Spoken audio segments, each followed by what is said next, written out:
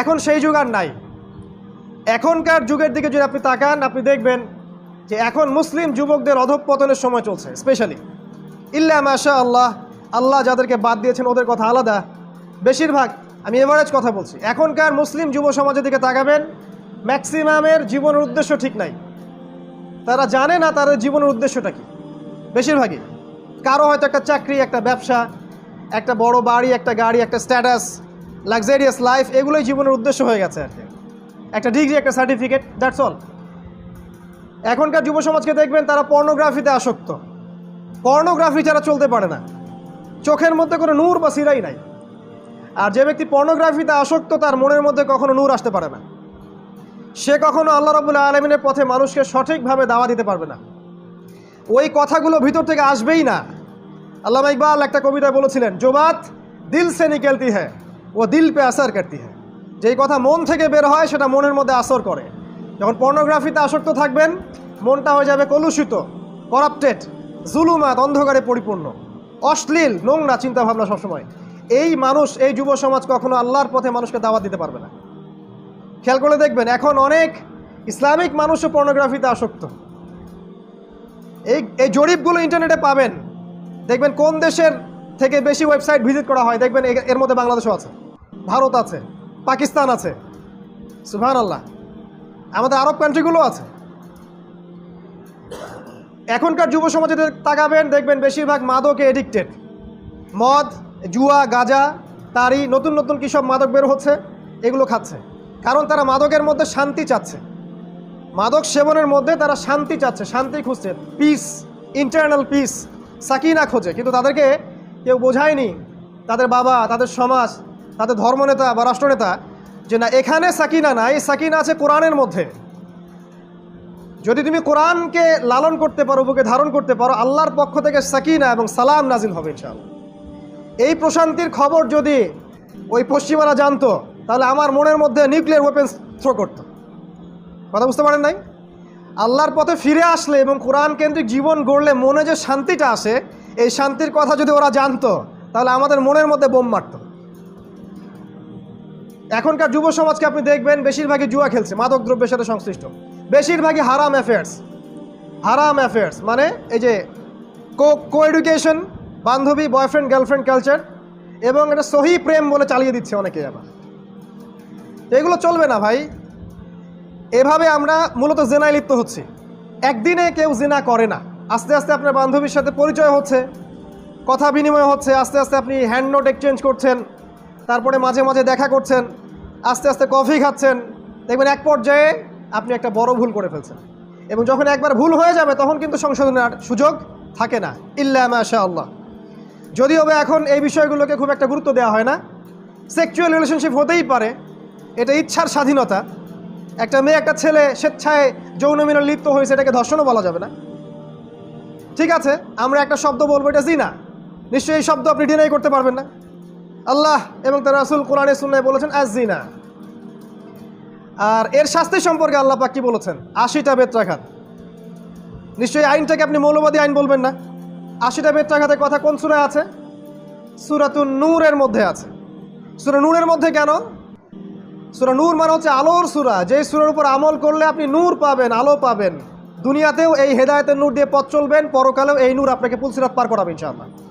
সূরা নূর এই আলোর সূরা। এই সূরার মধ্যে বলা আছে জেনা করো না, ব্যভিচার করো না, এই যে বেত্রাঘাতের শাস্তি, চক্ষু নিচু করো, ঘরে ঢুকলে সালাম দাও। সূরা নূর পড়েন, আপনি নূর খুঁজে পাবেন। তো সূরা নূরের মধ্যেই বলা আছে 80টা বেত্রাঘাতের কথা। এই জেনারেশনকে দিকে আপনি তাকাবেন, হারাম অ্যাফেয়ার্সে ভর্তি, এবং তারা অনেক সময় পাওয়ার বা ক্ষমতা অ্যাচিভ করতে চায়। এই জন্য এমন সব জায়গায় তারা ইনভলভ হয় যেগুলো ওদেরকে আল্লাহ থেকে দূরে সরিয়ে দেয়। তারা পলিটিক্যাল পাওয়ারের পিছনে ছোটে, সামাজিক পাওয়ারের পিছনে ছোটে, স্ট্যাটাসের পিছনে ছোটে। এক পর্যায়ে অন্য একটা মুসলিম ভাইকে মারামারি কাটাকাটি করতে ওদের হৃদয় কাঁপে না। 5টা যুবক মিলে একটা যুবককে মেরে একদম পিটিয়ে ঝাঁঝরা করে ফেললো, ওর কাছে কিছুই মনে হচ্ছে না এটা, কারণ সে তাকে তার শত্রু মনে করছে। এই যে ডিভাইডেশন, সেক্টেরিয়াল ডিভাইডেশন, এটা এই যুব সমাজের সমস্যা। এদের আরও সমস্যা হচ্ছে তারা হালাল রিজিকের কোনো সোর্স খুঁজে পাচ্ছে না, যেখানেই যাচ্ছে হারাম, এবং তারা দিনকে দুনিয়ার বিনিময়ে বিক্রি করতেও দ্বিধা করছে না। এখনকার যুব সমাজের অন্যতম সমস্যা হচ্ছে তারা আল্লাহ রাব্বুল আলামিনের যে কোরআন এবং সুন্নাহ এর যে কনস্ট্রাকটিভ সিলেবাস, এই সিলেবাস সম্পর্কে সচেতন না।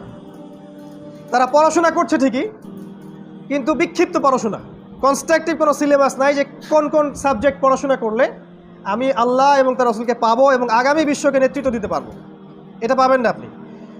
এখনকার যুব সমাজের সমস্যা, এমন সব এডুকেশন সিস্টেমে তারা পড়াশোনা করছে যেগুলো ওদেরকে আলটিমেটলি আল্লাহ থেকে সরিয়ে দিচ্ছে।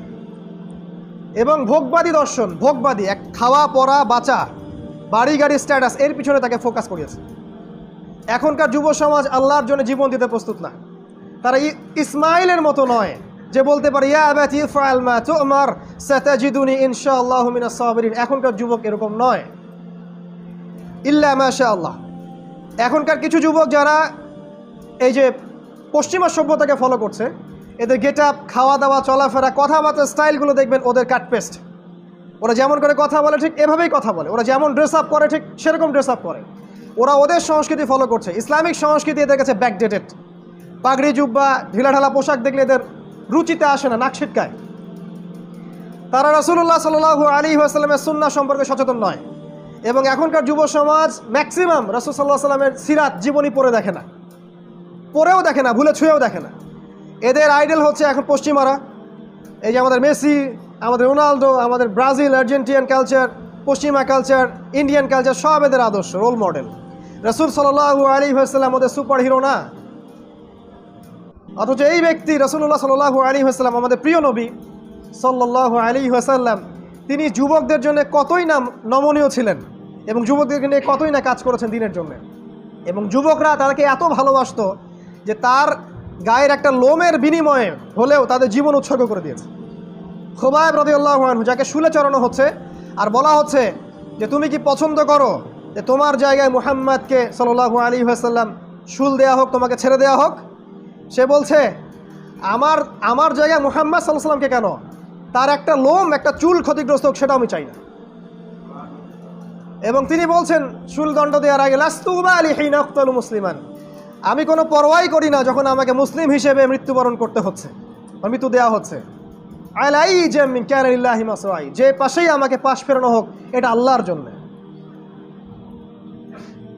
ওয়াযালিকাল ইলাহ ইন ইয়াশা, তিনি এমন একজন ইলাহ যিনি চাইলে ইউবারিকা আলা ফি কুল্লি শিলইন মুমাজ্জা, যিনি আমার প্রত্যেকটা গোস্ত এবং হাড্ডির মধ্যে বারাকা দিতে পারেন, তিনি এমন একজন আল্লাহ। তাকে মেরে ফেলা হলো। সিরাত পড়েন, এগুলো জানতে পারবেন। এখনকার যুব সমাজ রাসূলের সিরাত পড়তে চায় না।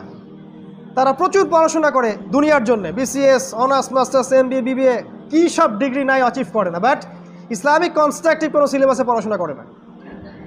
তারা মিনিমাম জ্ঞান, ফরজ, ওয়াজিব, সুন্নাহ, মুস্তাহাব এগুলো সম্পর্কে সচেতন নয়, ইল্লা মাশাআল্লাহ। তারা অনেক বড় বড় বই পড়ে, ইংলিশে masters, philosophy, science, arts, commerce, আপনার এই যে কেমব্রিজ, অক্সফোর্ড, হার্ভার্ড সব পড়ে ছেঁড়াবেড়া করে ফেলছে। কিন্তু দিন শেষে এরাই আবার দেশে ফিরে এসে বলছে আসলে ইসলামিক কনসেপ্টটা মৌলবাদী, এখনকার জেনারেশন এগুলো চলে না, পর্দার বিধানটা কেমন জানি, আমাদের মুক্ত মনা হতে হবে ইত্যাদি এক্সেট্রা। তারা নাস্তিক হয়ে যাচ্ছে। সো আলটিমেটলি যুবকদের এগুলো সমস্যা। এছাড়া আরও অনেক প্রবলেমস আছে, এগুলো একদিনে বলে শেষ করা সম্ভব নয়।